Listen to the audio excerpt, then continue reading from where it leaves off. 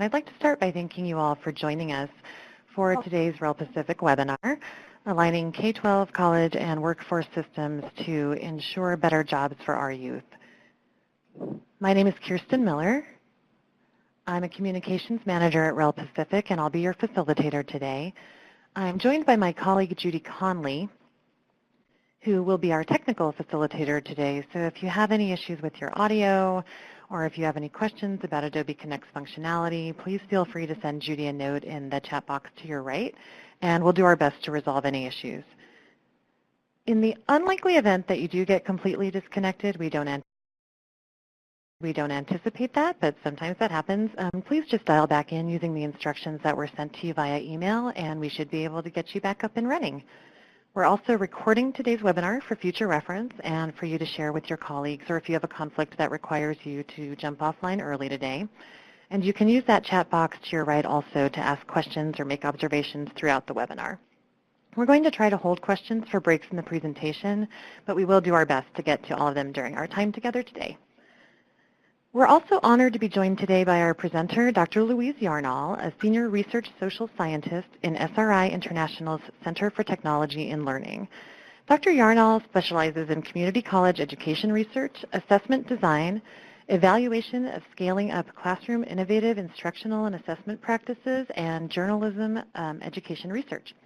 Her community college education research focuses on workforce education, general education, and developmental education, which includes analysis and development of online communities to support professional development for faculty.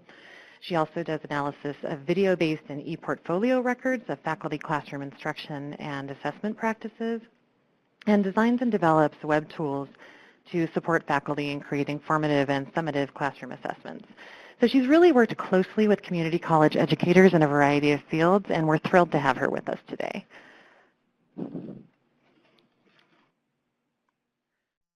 We're going to start with a quick poll to get a sense of who we have joining us today. So I'm going to ask my colleague Judy Conley to bring that poll up for us.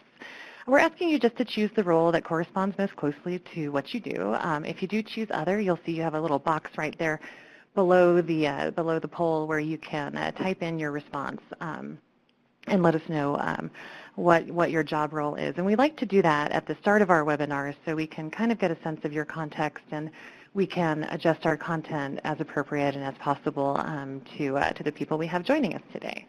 So it looks like we have some administrators, researchers, and university faculty, Career Pathways Regional Director, a doctoral student, and we've got some LEA and SEA staff also, education policy and advocacy as well. So thank you for sharing that with us.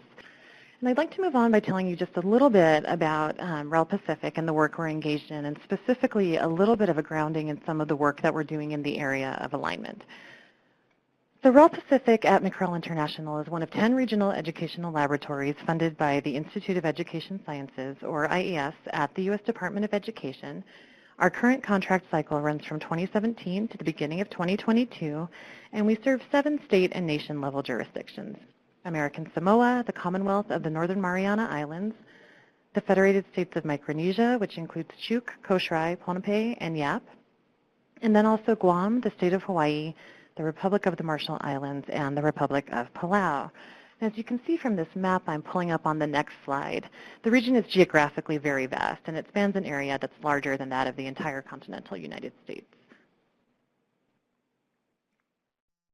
So our work focuses on 4 priority areas: college and career readiness and success, which is what we're focusing on today, early childhood education and school readiness, teacher professional learning, and issues in Pacific cultural education. We initially began our work around college and career readiness and systems alignment under the last REL contract cycle, which we held from 2012 just into the beginning of 2017 when this cycle started.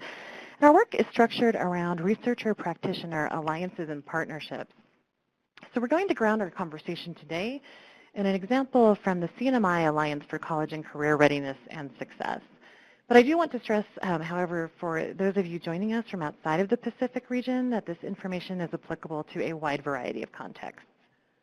At REL Pacific, we work within a geographically, linguistically, and culturally diverse region, so you'll see connections to your unique context and to your own work, whether, for example, you're working in rural areas or in contexts where you have a high population of English language learners and so forth. The CNMI Alliance is made up of members from the K-12 public school system, the local college, Northern Marianas College, and members from the Department of Labor. And the Alliance is really the first of its kind within the CNMI in that it brings together representatives from K-12, college and career systems. As we focus on this idea of alignment today, we'll continue to bring in examples from this research alliance, because really the overarching galvanizing idea of the Alliance has been to support that type of collaboration among K-12 college and career systems. So over the last 5 years, the partnership has focused on helping more of their students be ready for and successful in college and careers through continued collaboration, again, between the K-12 college and career settings. And they use research results, data, and evidence-based strategies to guide policy and practice to increase college, career, and life readiness and success in the CNMI. So some of the work that they've done so far has been to examine indicators of college and career readiness. They've examined national indicators, identified their own local indicators, and have generated a local definition of college and career readiness for the CNMI. And they've also examined and implemented some nationally used approaches to address college and career readiness. So that's just a high-level look at the work of the CNMI Alliance. And again, we're going to weave that back in as an example throughout Louise's presentation. We have 2 parts to our agenda today. Part 1 is curriculum alignment. Why aligned curriculum? So we'll talk about the advantages of aligned curricula. We'll talk about the problems with non-aligned curricula. We'll talk about some current and some pending legislation that will impact how you align your curriculum and some challenges around curriculum alignment. During Part 2, we're going to talk about aligning education experiences and college and workforce needs. So how do you identify local workforce needs, for example? How do you coordinate diverse local stakeholders to design and deliver workforce programs? And how do you create career-aligned educational experiences? So that's the focus of our time together today, and it is now my pleasure to hand the presentation over to Dr. Louise Yarnall, whom I've already introduced, and whom we thank very much for joining us today. So Louise, the floor is yours. Thank you, Kirsten, for that lovely introduction. And welcome, everyone. I'm so glad you took some time to participate in the webinar today. I'm going to talk about how to strike a balance between the educational needs of students and the needs of employers and the talent pipeline that they're seeking. And I want this to be an informative session, and I invite your questions later in the webinar. I will pause at different points. So let's talk now about why. And to frame this discussion, I'm going to begin by discussing the research that has informed federal policy that calls for stronger alignment between education and local employers. Over the past actual couple of decades, researchers have studied efforts to improve local employment preparation, and they have found that local jurisdictions that used what they called industry sector aligned education strategies achieved positive results. And on this slide, I'm going to show you the kinds of results they achieved. But first, I want to briefly give you some background on what I mean by industry sector aligned strategy. This comes from some research done in 2007 by the Aspen Institute. Often it targets a specific industry or cluster of organizations. It involves some intervention by a credible organization or set of organizations that take charge of the task of crafting workforce readiness solutions that are tailored to each industry sector in a region. It supports workers in improving a range of employment-related skills as well as future workers. It meets the needs of employers, and it creates lasting change in the labor market system to the benefit of both workers and employers. And finally, it features strong relationships with workers or industry associations in the field so that it can actually bring together multiple employers in a single industry sector or field. So what happens if you do all that? I'm going to show you the research indicates and I'll give you citations for the research at the end of this presentation for your own background and use. Worker earnings were increased by as much as 29% if you had this kind of access to career-aligned education. There was better employment, more people were employed, more job stability and access to benefits for up to 2 years after concluding the education experience. And the employers really respect the programs. They trust the quality of the graduates coming out of these programs. And finally, just getting a leg up on understanding the needs in your workforce, in your region, it really helps all of us, everyone who's working, understand the need for lifelong education and training. So what happens when we don't align or give some opportunity for, K-12 students, college students to get a taste of what life's going to be like, how they're going to apply their skills once they get into the workforce? And again, I'm going to talk a little bit about that research. This really grew out of the welfare reform work in the 1990s in particular. And there was a goal to move people out of poverty and into better jobs by ensuring that they do go out and get work. And initially, these programs encouraged people who received welfare, they involved some provision of general career guidance, generic job skills. Those were the treatments, if you will. Those were the approaches. Well, some researchers who employed rigorous study designs, they used random assignment of participants to one program that used those kinds of generic approaches, and another that just didn't do anything different from past welfare efforts, showed really no positive difference between the two approaches.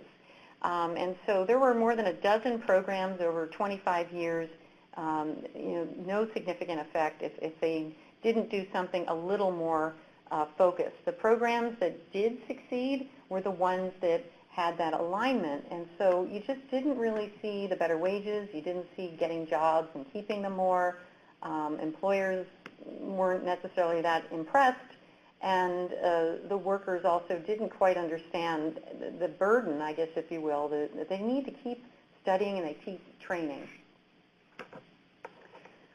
So why, you might ask, is the traditional educational model that most of us experienced, where you're very focused on academics, maybe if you're interested in vocational, you take a specified vocational track, but for the most part, why isn't that approach working too well? And I think it really, if you look at the research from labor economists, that's researchers who look at the supply of workers and the demand for labor by employers. They look at employment levels and how wages are set. They analyze the effects of labor-related policies such as minimum wage laws. They look at the impacts of unions. That kind of research has shown over the past 25, 30 years that the workforce is changing. And we're all familiar with some of these headlines, but in specific, what they're talking about is that when you look at how folks are faring in their careers when they began with less than a high school education or just a high school degree, or even if they took just a few courses in college but never got the degree, prior to 2000, that wasn't a big problem. I mean, in your long-term career and your earnings, you could keep up with inflation. But after the 2000s, and particularly after the last major recession, from 2007 through 2009, the lower educated households have just not kept up with inflation compared to those with a bachelor's degree or more education. And so there's just, apparently there's just a need for more, to get those better paying jobs, you need more training. And here are those larger trends. Again, I'm sure many of you are familiar with these.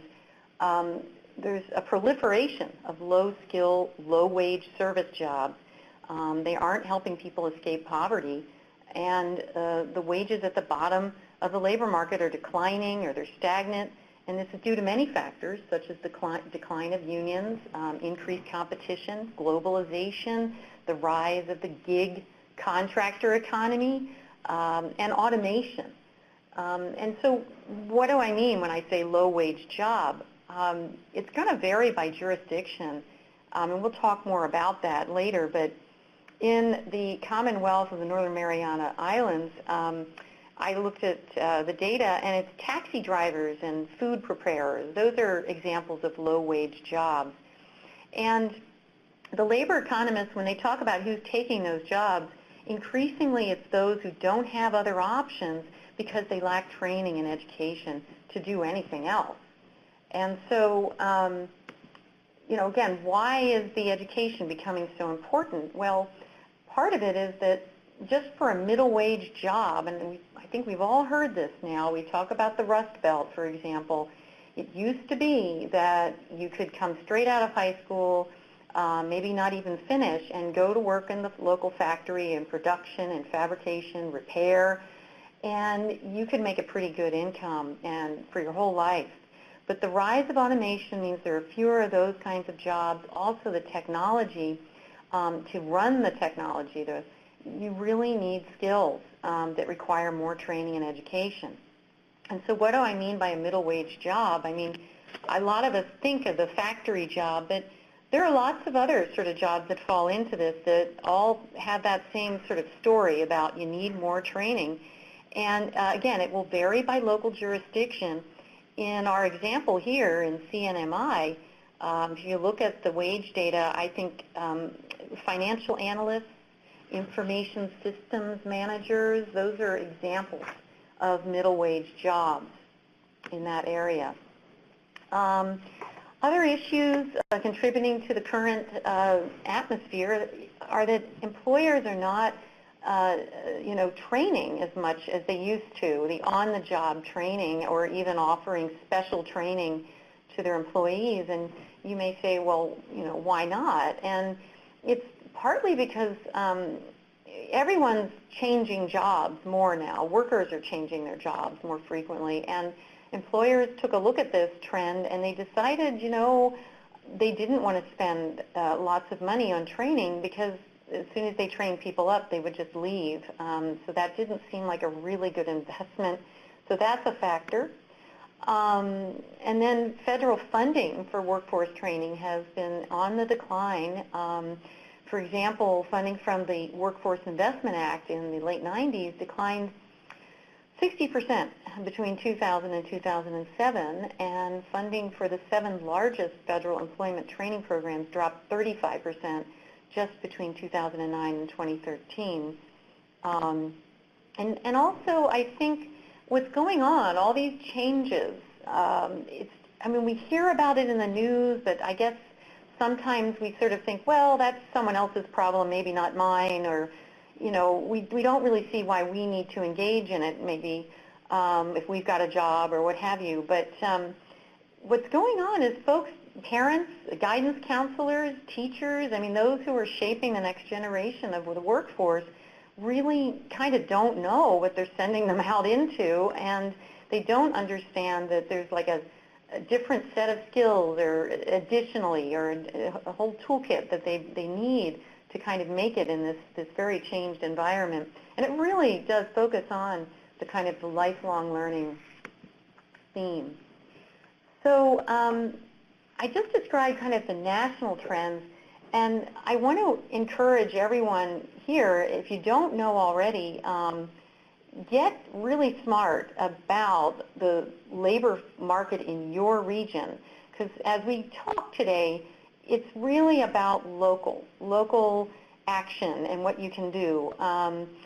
We're all familiar with the story of Silicon Valley. Well, I live in Silicon Valley, and I can tell you there are some sectors, industry sectors, that are enjoying very high employment and high wages, but there are many others that it's low employment and low wages. Every place is very complex. And the goal, one of the goals, I should say, is that we're trying to get sort of the education sector and the industry sector to come together to really understand, to develop a shared vision of what sectors are growing and in demand. That's why the jobs pay more, right? They need more people, and so they're willing to pay more for them. So I encourage everyone to get smart about your local situation. And just as an example, in CNMI, most of the high school graduates receiving scholarships for college study abroad default. Why does that matter? Because they don't often come back to the island to contribute to the employment population. And so that actually, we'll talk more about it, that creates a very unique situation here of just not having enough workers here in CNMI. So how is the market currently dealing with that shortage?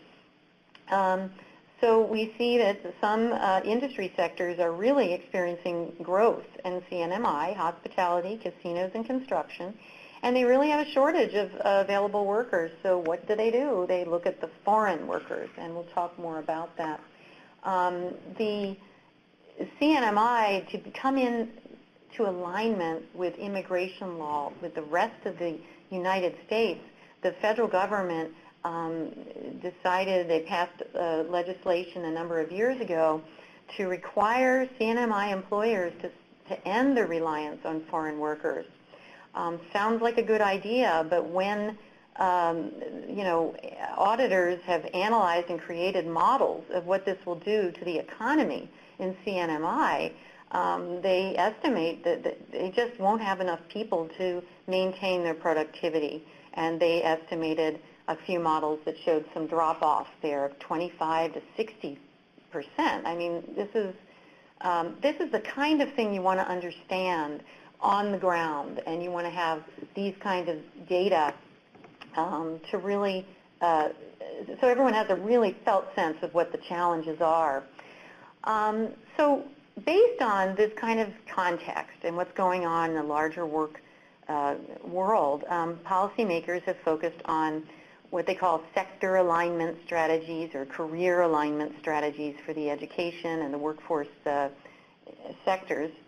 And we see this alignment approach emphasized in both the 2014 Workforce Innovation and Opportunity Act, or WIOA, and I'm assuming most folks know what that is, but it basically is the legislation that provides funding to local jurisdictions to focus on increased coordination among both workforce development and related programs. And it's also emphasized in pending legislation for the reauthorization of the Carl D. Perkins Career and Technical Education Act.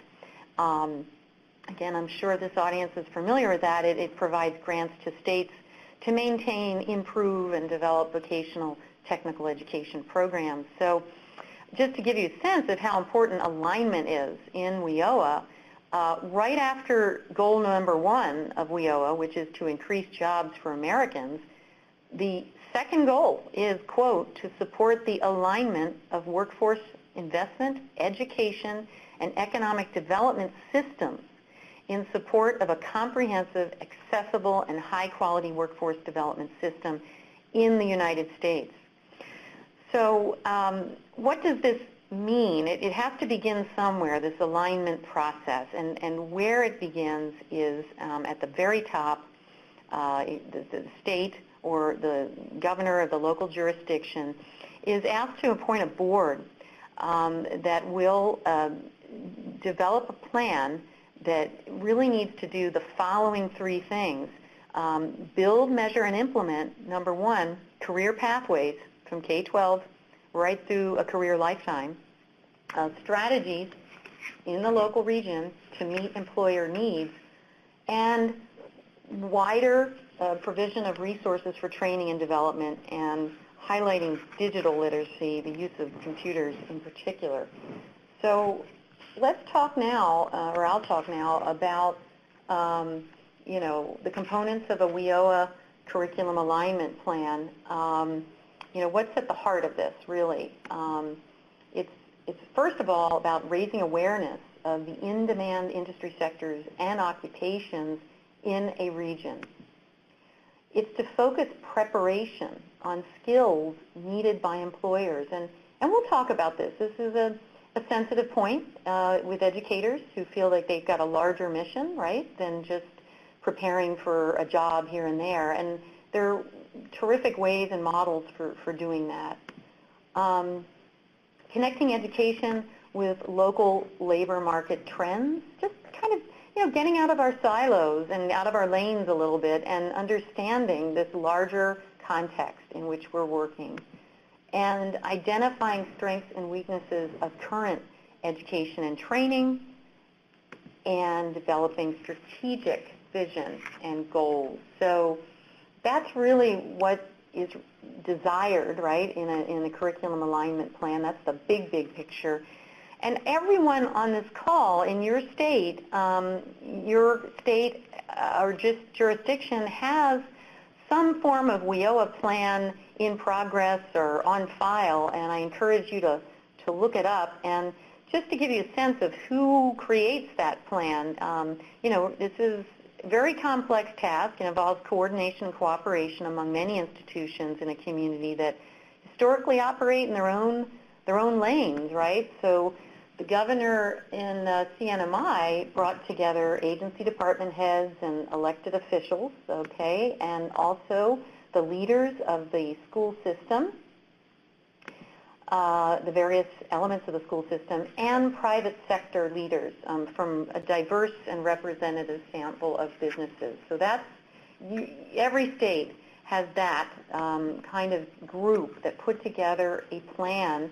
And then when you look up that plan, you'll see a lot of rich information because they had, and I'll be citing some of it to show you in this talk, but just starting at the top, the big picture, like CNMI, if you want to know how important alignment is in your state, they'll come right out and say it. CNMI says it right in the beginning, increased focus and realignment of education and training programs to be responsive to the growing economy and business sector needs. And they even have a motto, and I talked earlier about the reliance on foreign workers and how they really want to start getting more of the local residents who come up through the K-12 system there to stay and to be hired into this growing economy in CNMI.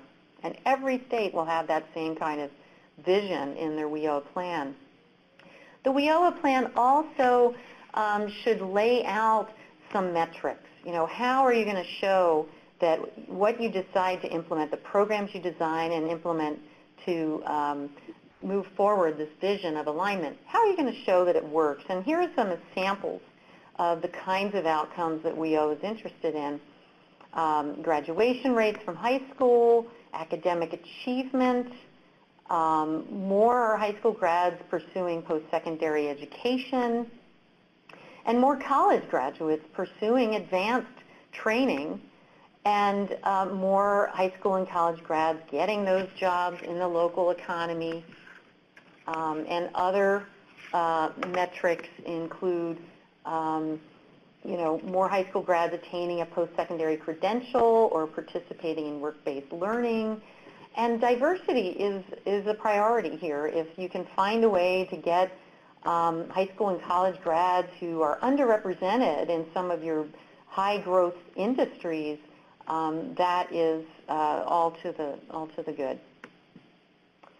So one of the other things to think about, I'm giving the big picture, but I always want to go back to the local picture. Know where you are as you start this process, and many of you already are well down the road and you have started this process, but think about where you are as your starting point with graduation rates. Like in CNMI, they're rather high, and yet they also know that they have an opportunity to improve student achievement in math and English. 61% of the grads go to college, but not as many graduate, and why not? Because of that issue with the math and the English and needing remedial education. And REL, the host of this webinar, has done some nice research to give you specific numbers on that situation in the Pacific region. And most folks need to know that about their own region. 15% of high school graduates seek jobs, but they could improve their chances by securing a good, strong industry-recognized credential or participating in some high-quality work-based learning, pursuing some opportunities in non-traditional fields. Those are the kinds of things you need to know going in, right? And so now we're going to talk a bit more in the next section about, okay, how do you do it? How do you support alignment between K-12 and college and workforce? We see kind of why. We see the big picture now.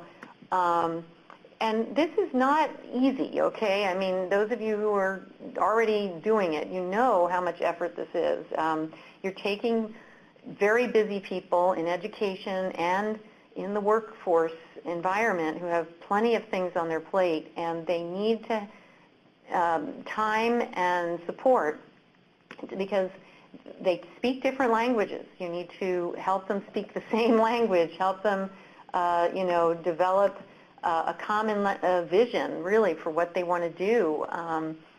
They have to have some ways of, grounding their decisions in the data on labor demand and supply, and really just come together to develop a better understanding of, what's going on, who's coming into our labor market, who's leaving, what can we do to stop any kind of brain drain that might be happening in our region. So I was going to pause now and open it up for any comments or clarifications, I guess, most of all. Kirsten, are we getting any questions at this point? I don't see any questions yet in the chat box, but, for all of our participants, if you have any questions for Louise at this point, please feel free to put those into the chat box, and we can pose those and answer those at this break right now. We'll give you just a minute.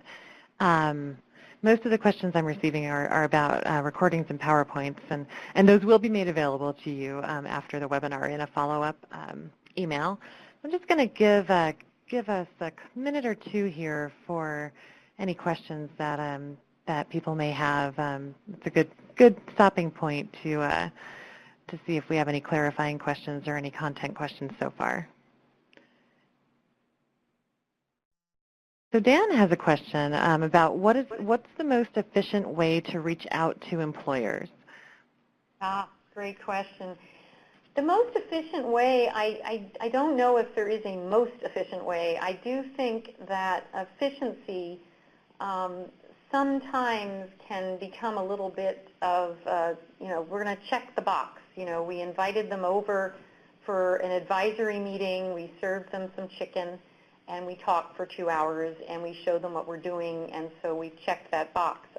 I think there's, in my work and in the work I've looked at other people are doing in this space, particularly in community college, there's a view now that you need more than one touch once a year. You need to have an open door, if you will. So I don't know, efficiency, we'll talk more about it, but I think it really focuses on setting the roles and responsibilities, right at the beginning, having that shared vision, knowing who's on first. We do this, you do that, if this is how you can help us, and keeping that communication going. I don't know with efficiency. I'm sure there are more efficient ways to do that and less efficient ways, but I think the real challenge right now is it just doesn't seem to happen too much because I think of the concern about time and money. Often there needs to be a champion who owns this or an organization that owns it, and they really have to kind of get people engaged and call the meetings, if you will. So I think that's the strategy I've seen, and I think it is efficient. It's a good use of time if that's how you define efficiency. Good question. Thank you, Louise. We do have a few more questions coming in. The next question is, where does the statistics information come from? Oh, you mean from the research? And I will, everything that I gave you came from some research articles that I cite you'll see in the resources at the end on one of the last slides. And if you go to those resources, you'll see that's where I got some of the numbers. I think those will be clickable links in the last slide, so you'll be able to just pull those up once we get there. And then we will also send that information out in our follow-up email. So we have a question from Amy. Have you been able to effectively implement industry-valued and recognized credentials into your programs of study? I do not. I'm a researcher, so I would say no because I don't run a program of study. But I have heard of, particularly, well, at the community college level, they often are targeting their certificates on their credentialing programs are usually aligned with specific industry certification exams and so forth. And there are different arrangements in community college for doing that. I have heard of colleges that will set aside time and space for the testing. And then I've heard of those that do not do that, but they align their curriculum with the requirements and standards of that certification exam, and they make sure that the students are informed so that they can pursue those certifications on their own.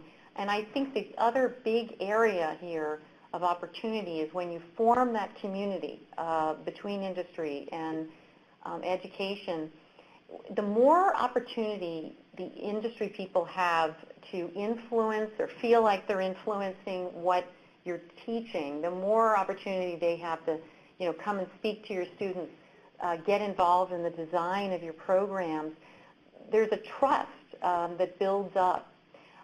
They feel more committed and engaged, and so therefore they are going to recognize some of your students' work. If your students have a portfolio, if they have a special capstone project and they had to produce something in that they can show, if they had some kind of internship or apprenticeship, that also becomes a touch point where the industry people get to learn about the talents of the students in your education program and those in the programs of study. Okay, I think it looks like we have a follow-up question from Amy, so I'm going to skip around just a little bit here, and then we'll go back to Lou and Junior have some questions also. So Amy asked also, do you see anything happening similarly in K through 12? I have heard, yes. I think I've heard it in Florida. I've heard it in a number of states where there's just an increased emphasis on career readiness. And for example, some of my colleagues at SRI have done evaluation of a program called Linked Learning, where they have schools will select or engage, if you will, they'll engage students in some themed career focus, like your school could be focused on health, allied health fields, for example. And the students, as part of their academic programming, will be writing, they'll be doing writing and math and science, all the classes that you take, but they'll have an element of career exploration integrated into that.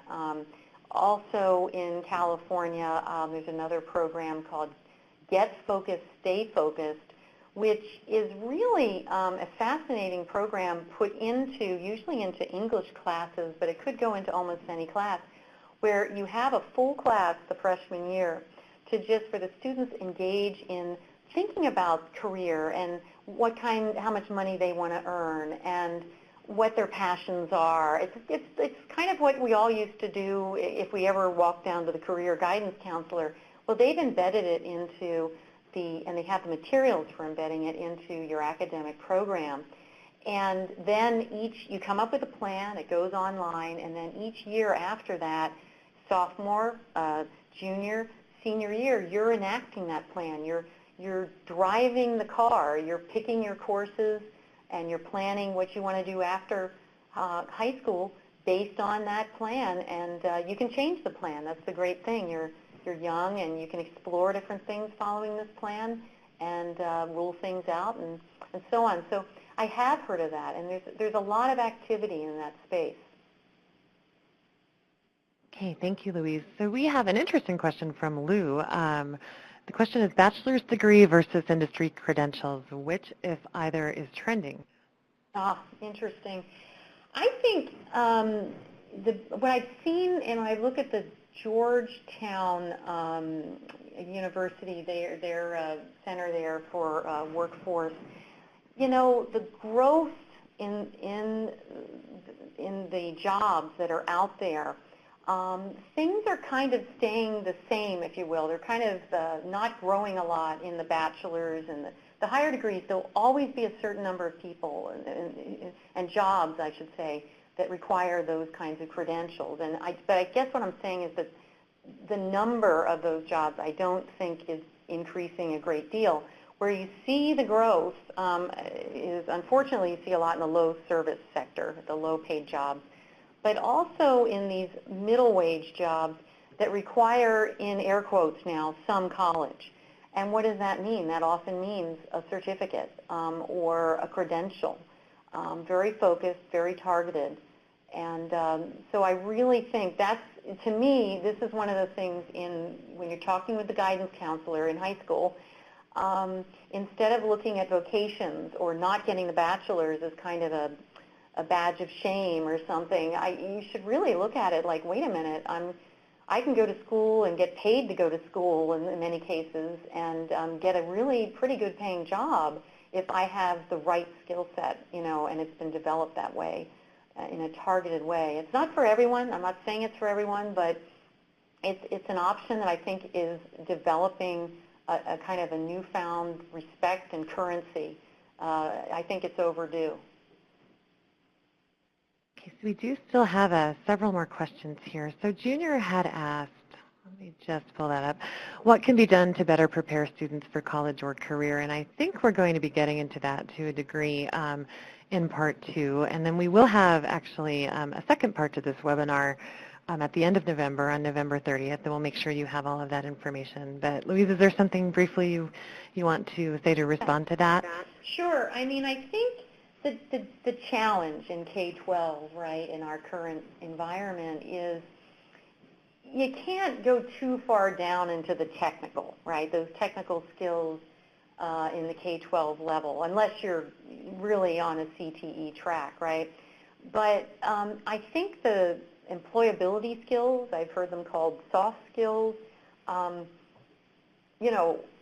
communication, teamwork, those are skills that are really, really highly valued. The self-discipline, the managing your time, taking on a complex project and not having it spoon-fed to you, with a teacher kind of saying, here's step 1, step 2, but you figure it out. You create it, you design it, and you show you can do it, and usually with other people, not just by yourself. So I think that's sort of the interesting area to explore in K-12, because I think it's perfectly suited, I would argue, for that kind of experience.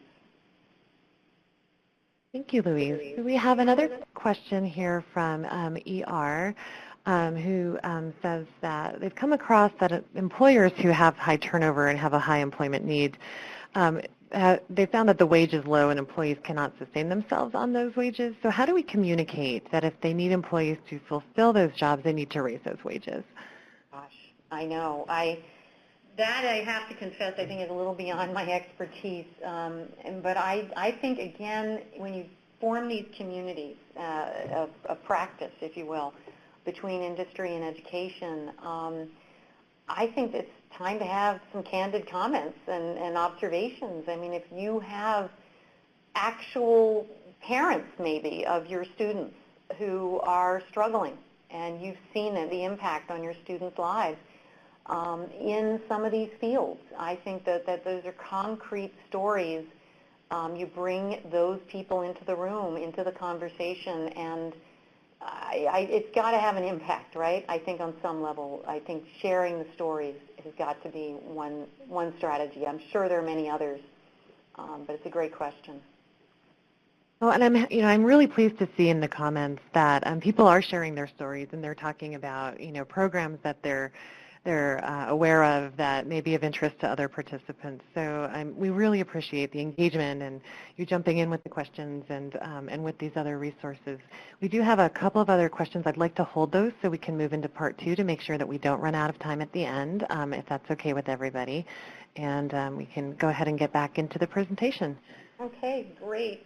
I'm glad there's so many questions and comments, and I saw someone was mentioning, I think it was New World of Work, which is a program I'm just learning about. It sounds terrific, another example, and I just think there are many others that we all can look at. So now in this section, I'm just going to give you kind of a high level. This is pretty high level. The second webinar, I think, gets into it a little more, but this is high level, concrete steps that you can take to kind of realize the alignment process. And just for the sake of simplicity, I've broken it down into 3 steps. I'll talk more about each of these, and we'll have questions and comments after each section. Number 1, identify local workforce needs. Number 2, coordinate diverse local stakeholders to design and deliver workforce programs, put your team together, and create a career-aligned educational experiences. So I'm going to jump right into step 1 now. So really, this is all about everyone getting on the same page on your team, getting the educators and industry leaders together, and really come to some picture of what local industries are growing today. And a lot of this information is available in your WIOA plan in many cases. So don't try to reinvent the wheel. Lean on what other smart people have already done to understand your labor market and your regional economy.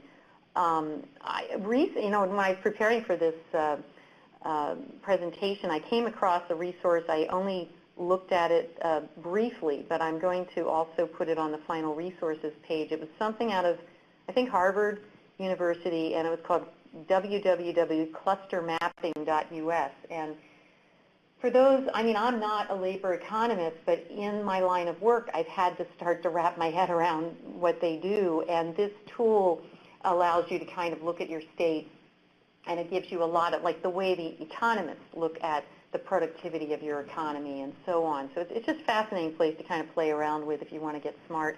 But like CNMI as an example, and I'm sure you'll find it too when you look at your plan, they identified 19 different fields that were growth fields and continue to be growth fields. I'm just going to kind of click these off, for example, but the jobs in here, these are the fields, and then the jobs would be like executives and managers, management support, accountants and auditors, science technicians, marketing and sales, administrative support. There's a lot for all of these fields. And in your area too, you'll know the story. I mean, CNMI is going through an interesting transformation. They really want to emphasize the gambling, industry. I guess they're well located. They're on a beautiful island, and people from the Far East will often go there as their playground. And so they really want to kind of accent this opportunity. And so what does that mean? That's not just a casino. A casino involves hospitality, it involves real estate, it involves construction. There are a lot of accounting and, probably cybersecurity jobs and IT jobs affiliated with that. So there are all kinds of fields in these areas. So get smart about that, and then start to understand kind of what's leading to the mismatch.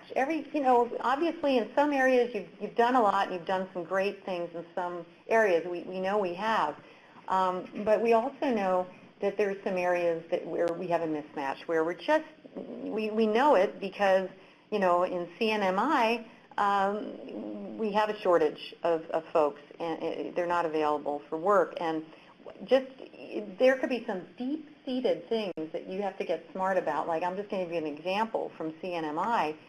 When I was looking at their WIOA plan, I was struck by how low the wages were, and relative to where I live, in Northern California. And I thought, wow.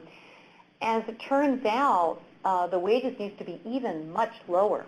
And I believe the federal government passed a law saying, look, you're part of the United States, and if you want to be able to get American citizens, if you want to compete to employ and recruit American citizens and get them to fly all the way out to CNMI, you're going to have to bring up those salaries. And so they literally have required them, and the employers, to gradually increase the the minimum wage. And so every area will have something. This is very unique to CNMI, but understand these kinds of things. This is important to understand. And then obviously we have the situation of they just don't have enough locals, and so they've been leaning on the foreign workers. Get smart about the local wages, like just knowing what people get paid for certain jobs. Like, again, this is a document that I got this from the WIOA report for CNMI, and you can see down like who's going to be a taxi driver and a chauffeur, food preparation. I mean, I know they get some tips and so on, but again, we're under $10 an hour. Event planners, not much better.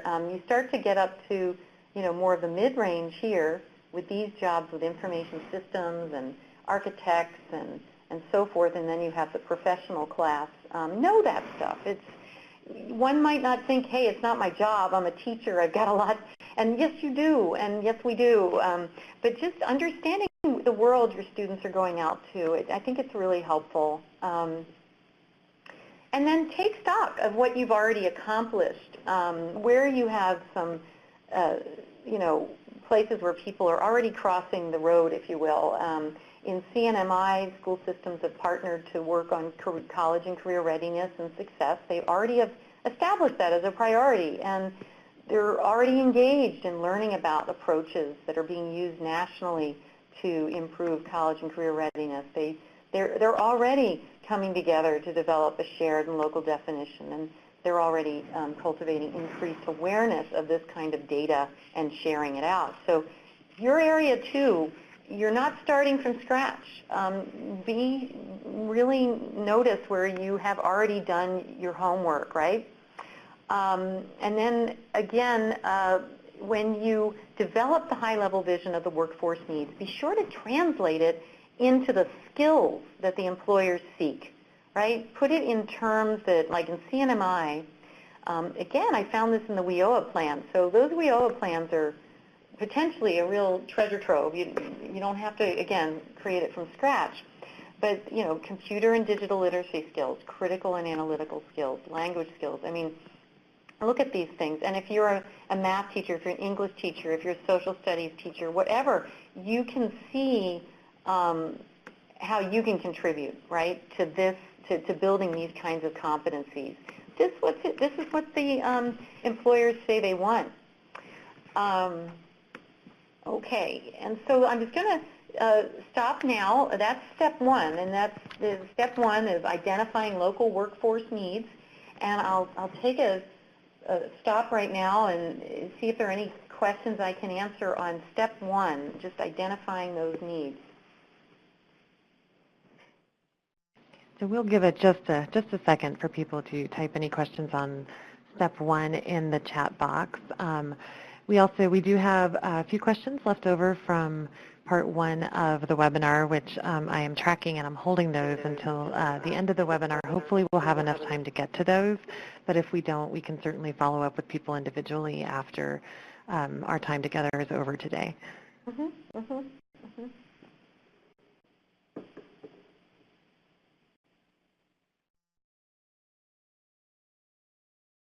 Looks like a few people are typing, so just bear with us for a moment. We have a question from Amy. Has your research discovered any strong models of the roles of the chambers of commerce and workforce alignment? I have not. I wouldn't say a model. What I would say is they are mentioned as players.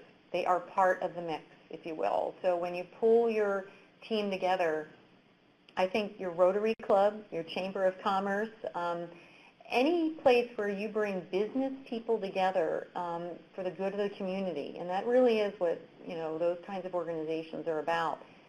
Fantastic places to meet civic-minded employers. So yes, I think in terms of a model, I'm trying to think if I've ever seen, I mean, I have heard of, little things like scholarships, and but I think that, again, you could use that conversation when you bring them together to develop a model along the lines of what I was describing earlier. If you can use the chamber as a networking location where you can reach out and suggest ideas or present ideas. A lot of these organizations invite speakers, and I know they love having people who lead the local school district come and talk about really powerful, interesting things they're doing, particularly if it has to do with the workforce. So if you brag, use it as an opportunity to brag, and then after you do the presentation, that's where people come up. You start to have those personal connections, and I think that's when you can design the experiences. You can come up with your own models, I think. Great question, Amy, and thank you, Louise, for that answer. I don't see any other typing coming up in the chat box, so I think we can move forward. But again, I will continue to track those questions as we go along, and we'll try to get to all of them before the end of the webinar today. Okay, thanks, Kirsten. Okay, so the step 2 is really assembling your team, as I call it, and we were talking a little bit about that just a second ago. And really what this whole step is about is it's kind of, again, taking stock of who's out there and looking at them as kind of an ecosystem. That's actually a term that I've heard used. And really looking at the mix and who's already collaborating and who could be collaborating more. I'll talk more about the already collaborating. In CNMI, when I looked at CNMI, we already have the public school system, or PSS. We have the Northern Marianas College, that's their community college, the adult education office for the general GED and basic education for adults, and Northern Marianas Trade Institute. These are all players. These are the educational programs. They're already working to some extent together, and that's a great thing. I mean, sometimes, you'll see tensions among the different school partners, and I mean, not to dwell on these sorts of things, but that's part of the ecosystem. Know who's already playing as friends and they're partnering, and who's a little bit feeling competitive. It's okay to just notice that, and because you have to understand what the reality is when you start working through. And many employers in CNMI are already saying, I found articles where they were saying that they were benefiting from these very targeted programs. So take stock of that kind of thing. But also do take a look at the shortfalls. Who is not in the mix yet? Where are you lacking funding? Where is your funding maybe going to be changing to support workforce education? Know what's your piggy bank, if you will. So I'm just going to take a moment to talk about this situation in CNMI. I know it's kind of unique to CNMI, but I'm sure everyone on the call has these kinds of situations where your funding streams change, right? You were counting on them, and now they're not as available. And I told you earlier how CNMI is under federal mandate and their employers to their allocation of permitted foreign workers is dropping and has been dropping year by year by year. Well, guess what? The education system in CNMI had found a way to monetize those permits, and they were getting a $150 fee every month for every one of those workers from the employers, and that money would go through the Department of Homeland Security and then comes back to the tune of, from 2012 to 2016, the CNMI Treasury received about $9.1 million in these fees. And that is a nice little piggy bank, and it's going down, okay? And so this is what the community college and the Trade Institute, they use most of that money to pay the salaries and benefits of faculty and staff involved in job training programs. And now as of 2016, the Trade Institute was even considering having to cancel some classes because they just didn't have that funding stream anymore. So you need to, keep your eye on that kind of stuff and obviously come up with a contingency plan of some sort. And the other thing is to take into account the accessibility, to your education training that you already have in place. Are there some gaps in the accessibility? So CNMI is 3 islands, and the big island is Saipan, and then there are 2 little islands, Rota and Tinian. I hope I'm pronouncing them correctly, Kirsten. But, those residents on Rota and Tinian, to get training, imagine they have to get on an airplane, they have to pay for their transportation, and they have to pay to maybe stay overnight. Think about how hard and onerous that is and what a disincentive that would be to continuing your training. So take into account, like if you've got a big rural area and people have to drive really long distances, for their high school students who might want to be learning and getting better training, as well as their parents. Those are things you really have to take and know what you're lacking. And then you might even also have to look at some of your treasured programs, your pet programs, and really think, are they helping us meet this goal of alignment, right? Are they? And so I'm just going to talk a little bit about this program in CNMI, which is kind of neat, and I've seen this in other states too, those fantastic scholarship programs. CNMI has a couple of these programs, and this just gives you a picture, nearly 60% of the recipients in 2014-2016 of the scholarship, it's called the CNMI scholarship, and $3.5 million. How did they use that money? It wasn't coming back into the training system on the island. They went off island. It went off island.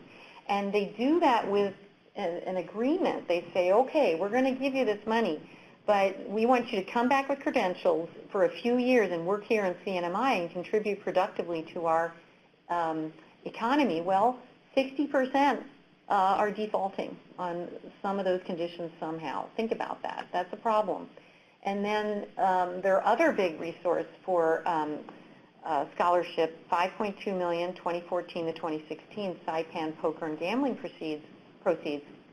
Well, 40%, again, went off the island, and 90% defaulted. So when you have things like that going on in even your pet programs, the ones that are really popular, everyone loves them, you've got to kind of be creative and think about how are we going to move the needle? How are we going to get this to serve our economy and our workforce and help our partners in the industry sector? And then I'll just talk a little bit about some of my research. This is a model that I developed with my colleagues with some funding from the National Science Foundation's Advanced Technological Education Program. They do a lot of work with community college and workforce training. And what we were doing is we did case studies of 5 different industry education partnerships in different parts of the United States. And what we were really kind of looking at was, what makes it work? What makes it not work? And what we found is sustaining these partnerships is really challenging, and it really does make the difference. And so I mainly want to encourage everyone to not look at this WIOA plan as a one-shot, like, okay, we're going to talk with the industry partner once and do one thing and we're done, check the box. I know it's challenging, but try to find a way to think of it as a relationship and as something that you're going to keep working on over time. Why? Because, and I'm going to talk about each box here. So the labor market context, it's changing. It's changing all the time. And what's hot today is not going to be hot tomorrow. And so maybe when you start, the highest demand is for like a basic worker in a certain field, right? But then a few years down the line, guess what? Those basic jobs are saturated. Maybe then what you really need is to think more about the more advanced jobs in that same sector as more of your, things you're targeting people to think about. Partnership quality, I mean, anyone in a relationship, whether it's a married relationship or a friendship, it's about taking care of that relationship, making sure that we're communicating with each other, that we have some checkpoints into how we're doing, how are we feeling. Are we all feeling like we're contributing in a fair way, in a productive way, or do we kind of feel like, hey, I'm doing more work, I'm doing more of my fair share? You got to have some checkpoints into that, because that's what kills it. I mean, I think when I've seen it die, that's where it dies. People don't nurture the relationship, and it's hard. It is hard because we're all too busy and we're all doing other things. And finally, look at your instructional quality. Think about technologies that are changing all the time. Think about how your students are changing and how their capacities are changing. Do you need to provide more backup for them, more foundational content to just get them launched?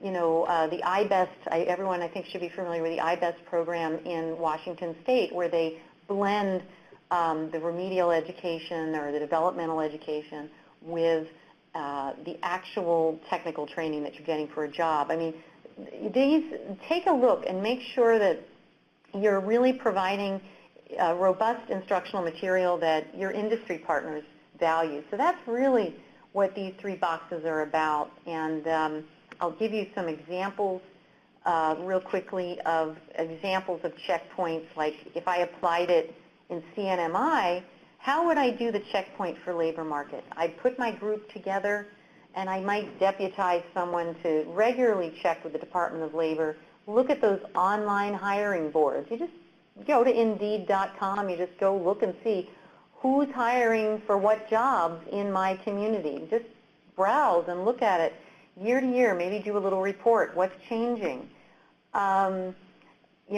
Seek to understand the structure. And what do I mean by that? I mean, in certain fields, and the jobs that are in those fields, sometimes there's just one employer. There's a big elephant, if you will, in the room who's hiring mostly everybody in your region. Those are going to be incredibly important partners for you to bring into the conversation. They often have a lot of ancillary businesses, too, that feed into their big business, and those also can become your partners. Think about a field like IT. IT is suffused everywhere. Every job, every field, every industry has a need for IT now and has cybersecurity needs and so on. That, again, if you're in that kind of industry sector, if you want to develop that industry sector and point your guns in that direction, so to speak, that's going to be an interesting challenge, right? But you need to understand that structure. You need to understand if you're dealing with one big one or you're dealing with multiples.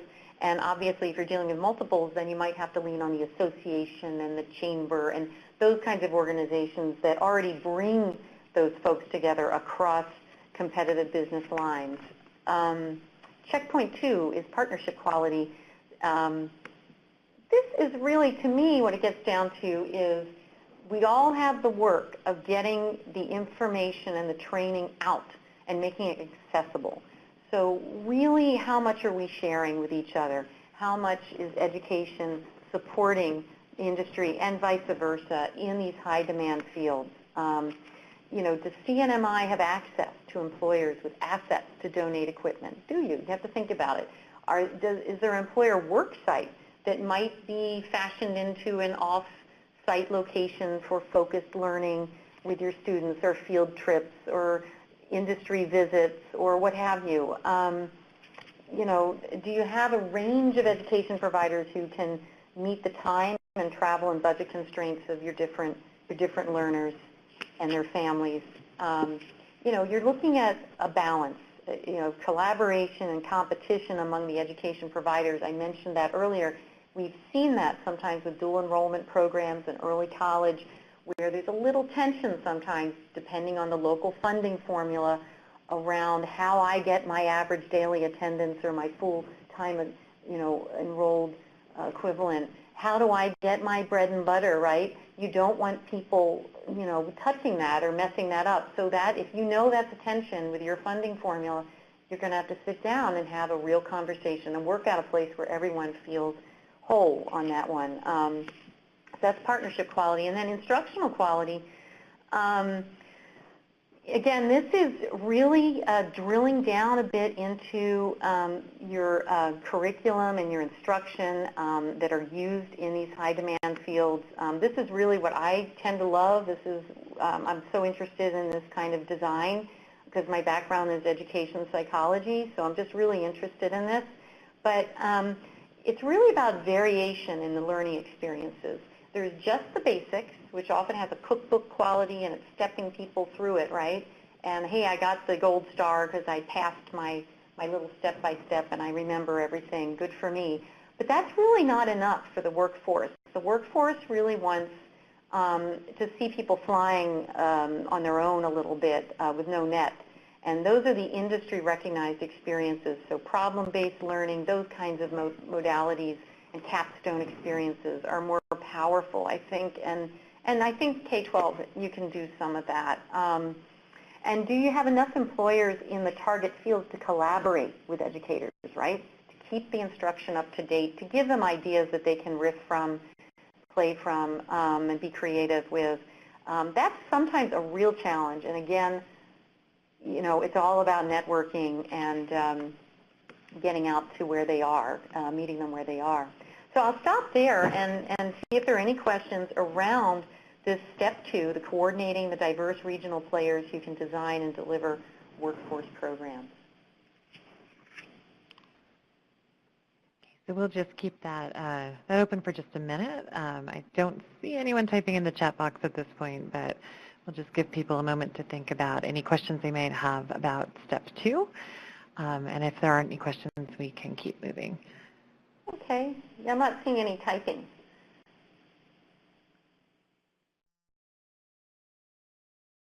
Yeah, I think we can keep moving along, and then if anyone else has any questions about step 2 that come up as Louise is going through step 3, we can try to get to those at the end. Okay. All right. So step 3, the creating workforce educational experiences. This is the creative part. This is the part where I think, please think big, dream big, imagine. Put the naysaying aside, at least put it on the table for a moment, just put it in the back burner, and really think of what you want to do and what you want to offer. And again, it always starts with, hey, what are we already doing? And I took a look at CNMI. I'm just going to quickly go over these. They've got a cooperative education program for workforce. And you can get your work experiences on or off campus. It helps students find jobs. It helps them develop communication skills and so on. Now, why is this important? It's important because these are your, jungle guides, if you will. The people who have assembled these programs, they are familiar with a lot of the things I'm talking about talking across the lanes, talking across the different specialties of education and industry, the different vocabulary and sort of translating. You really want to take stock of not just what we do, but who's doing it, because they've got it all locked in their heads, right? And you've got to bring them to the table to have it shared. Their public school system also offers apprenticeship programs in some target industries, and they've worked, I guess, with some employers to have some flexible scheduling around work so that students can work part-time and also go to school. What else do they do? The community college does what community colleges do. They offer the 4-credit vocational courses in fields that many of which are high demand. They've got to do that. They have boot camps. So those are the shorter, more focused ways of developing an industry-recognized credential. You have something called the Community Development Institute for continuing education. Every community college has that part of the mix, the non-credit mix. And that whole discussion about when is credit important, when maybe isn't it. We always talk about stackable credits and getting more people to having, if they want to pivot into going on a bachelor's track or staying on the associate's degree, that's wonderful. And the more you can encourage that, it gives people more options later when they can kind of come back and add another brick to the wall, if you will. But don't discount the non-credit, because the non-credit is usually very targeted. It's often done at the service or the behest of local industry. And again, if I were a high school student today, I might want to take one of those courses at night just to get a really good skill that I know I can turn right into a job, maybe to support me in college. So there are all kinds of ways to think about that. And finally, here we've got the Trade Institute, and what are they doing? They have, as you might imagine, very targeted toward the growth industries. They have training for youth and adults. And what's neat about their program is the range of time frames, right? And so that's kind of useful. And also they are helpful with the internships and apprenticeships. So that's something they've got, for example, with a Saipan hotel. People can get experience with kitchen and management. And again, you might say, well, why do I need to know about all of this? I'm a K-12. What do I need? And that's the guidance counselor's job or whatever. Maybe it is the guidance counselor's job. Maybe that's how you want to design it. But make sure that someone or some group of people is sharing this information, this wealth of information, and all the options, because it will empower your students and their families. You'll be providing a tremendous resource to them to make their lives easier, so they're not hunting and pecking and going by word of mouth. And so you're democratizing access to these kinds of things that way. And then it isn't just the schools that are, there are other things. The private sector sometimes has special mentoring programs, job fairs by certain employers, trade groups. These are all things you should have in the mix and get the information out. I mean, there's just so much going on, and people often don't hear about it. Think about your students and your families and parents who are struggling. Maybe you know who they are, and maybe there's a way, if you have a real critical mass of your population dealing with some difficult transition and unemployment and what have you, tremendous resources out in every community if you go and look in the nonprofit sector, the community-based organization sector, where they're really helping people, get out of debt, do their finances, and really get the education they need to support their families. And then financial literacy training. Who knew? From local banking institutions. That's what they've got at CNMI. I'm sure you've got some, similar good opportunities from your local business community for people to learn financial skills. Think about that. That's so important. We often don't really pay much attention to it in school, but I think it's very important. And then also keep in mind that who's coming into your community, who's leaving your community, the people coming in, and these will be the people your students are working with, and think about the skills that maybe your students can develop to be an ambassador or someone who's working alongside. Like if your region is experiencing a large influx of people from other places with different backgrounds, different customs, make your students smart to be working in that field and working with that personality. Develop some cultural, cross-cultural awareness skills. Think about CNMI. They are going to be going to U.S. citizens in all of these places, right? And so those are, if they're successful, people from all over these places, they're going to be coming into CNMI. It's a new place to all of them. And those folks will also need some training and education too, eventually, And so think about them too when you're putting your program together. And then the final piece is, taking that, the next to final piece is taking the deep dive into the materials. This is an approach that I did in my research, and I just, people seem to really like it. We would get a group of stakeholders together, industry and education. We put them in the same room, and then we gather some actual samples of classroom curriculum.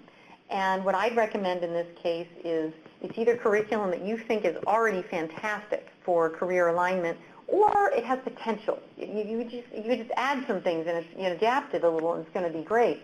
And pull them together, have them sit down, and literally just look through the curriculum together. And we have a way of, really focusing them on rating it, and rating it according to, does it align with what they need academically? Does it align with what they need to meet the workforce needs in our community? Overall, what do we think holistically? And it's really, and you get them to think, too, about the skills that maybe they don't have in that lesson right now, but you could, with a little adaptation, layer in. And so here are some of those skills, which I won't read through since we're coming down to the final minutes here. And then I think then you get into the last part of this, which is the co-development. And when I say co-development, I mean really working together, using the input from industry. Sometimes I've heard of industry, they actually will create curriculum, believe it or not, and then they'll want to share it with educators. And, sometimes they get a mixed response, from the education folks on that. Try to be open-minded. Try to think about, hey, maybe there is some way I can, I know there's already so much in the curriculum, right? And that's usually what everyone's sort of worried about. But again, think about integration. You are the designer. You can find a way to do it. But I'm looking at CNMI. Here you've got an opportunity to think about virtual curriculum, right? Think about that problem with the people on the other two islands. Wouldn't it be great to really expand the virtual options that they have? And also think about how challenging that is for some folks, and that they might need some additional supports to learn better in that kind of environment. Like, that's an example of a tailored strategy that could really work in this location, and every place has something a little unique. And again, think about more people who can help out. Think about satellite workspace programs, fab labs, fabrication laboratories where people have 3D printers and they CNC machines, and they learn how to make things and prototype products and things. Make those kinds of resources available. And integrate virtual workplace technology into the classroom. I've done a lot of work in this space where kids are doing things with bioinformatics and, using really interesting technologies that people in that field use. You can come up with a very focused lesson, and they can play with it, and they can start to see why what I'm learning in biology class is informing new technology and innovation. I mean, that's just one illustration. There's tons of things like that. Give them a taste, right? You can't have it take over the whole class, but maybe it's one experience, and they'll always remember it. And then also think about the logistics. If you've got places you want your students to be able to go, but transportation is going to be a challenge, it's time to get creative, right? And work out how you're going to solve that one. So that's pretty much everything on 3. And before I do the follow-up resources, I just wanted to pause again and see if there were any more comments or questions on step 3, which is creating the workforce educational experiences. So Louise, I'm wondering if while we wait to see if there are any questions popping up in the chat box, if we could circle back to those questions from part 1 of our agenda. We had one question from Patricia, who had mentioned that they have career technical education secondary programs in their public high schools. But the problem is that they have students who invested 2 to 3 years of their CTE career choice and work experience courses, but don't pursue jobs in that field or post-secondary programs in that field. And so the question was, she was wondering if it's too early for 9th graders to choose their CTE programs because they may not have the career maturity needed to make the decision that early. Yeah. I mean, in a nutshell, yes, right? But again, I wouldn't be hard on yourself or on them. I mean, it's exploration, and these explorations are golden. I know everyone listening to this still, you can think back to some experience you had maybe as a teenager where you realized, oh, wait a minute, I'm good at that, or wow, that was really fun, or, you know, that wasn't quite what I want to do, I don't think, right? A lot of that working, the jobs that you have while you're in school to support yourself, I would love to just see more reflection, more opportunity for students to reflect on that, maybe. Bring that back into school. And, yeah, I'm working at this job at the local grocery store or something, and I am learning these things, and I think I could take that skill elsewhere, but these other things I'm realizing this is not going to be my calling, and this is why. I mean, that kind of reflection is so important, and I just don't think we do enough of it. And again, I think, I don't know what the rules are with respect to your CTE program. You've raised an interesting question, and now I want to go do some homework and understand, gee, why would it be that someone would devote time to CTE? I mean, I guess all that's coming to my mind, and I don't know if this is backed up by research, is just they're kind of going through the motions, right? They're going through the motions for some reason, and it might be that, well, I don't think I'm smart enough. You know, I'm just saying this. I'm talking as if it were myself. Like, well, maybe CTE because I don't really like academics. I don't feel like I'm that kind of student, but I really like hands-on, and I like talking to people, and I feel like this is more the way I want to learn. So it could be some of that going on, and it also could be like mom and dad told me I have to, and I mean, it could be all kinds of things that lead students to that. They could just be alienated, you know, from school, and give them credit for at least finding a path, a way to get into it, even if it's not the one ultimately they decide they want to stick to. And maybe it's time to think more about, you know, how you frame the program of study experience as exploratory, maybe. I don't know, but it's a great question, and thank you for asking. And Amy actually has a comment about that where she mentioned that's where the power of the message, college, and career is vital, which is absolutely true. Let me jump into another question here, or comment rather, from Lou.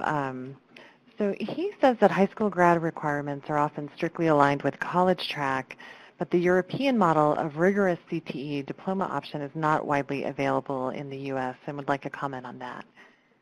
Yeah, it's true. I think my colleague Cliff Edelman did some work in this space. It's called the Bologna process, and it really describes in Europe. I know we're coming to the final minutes here, so I'll try to cut this short. I would encourage you to look at some of his work because he really articulates quite well what you get from K-12, what you can get from community college, what you can get from the four-year track, what you can get from the postgraduate track. Like, he literally, in different fields, they describe the skill set. You know, they really describe, like, really what you're supposed to be getting in high school.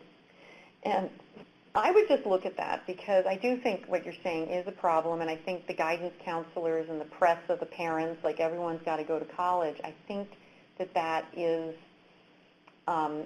creating a kind of self-fulfilling prophecy or something, you know, where they don't want to focus on that. But I just, as an educational psychologist, I just know that people are developing their identities in high school, and it's really a tough challenge. And how are you're scared. You're thinking you're going to work, and how are you going to do that? And I just think the more you can do around that, the better it's going to be for your students and for you, and in motivating them to be engaged in school. Louise, could you please share the name of your colleague again who did that research? Sure. Cliff Edelman, A-D-E-L-M-A-N. Great. We have another webinar scheduled. This webinar will be on strategies for aligning K-12 college and workforce systems, so you're not going to want to miss that. We'll send you all an invite in the next probably within the next week, no later than that, and we hope you can join us for that as well. And I wanted to take a moment to thank all of you for participating and for being so engaged and for all of your great questions. And Louise, thank you so much for joining us and for such a wonderful presentation.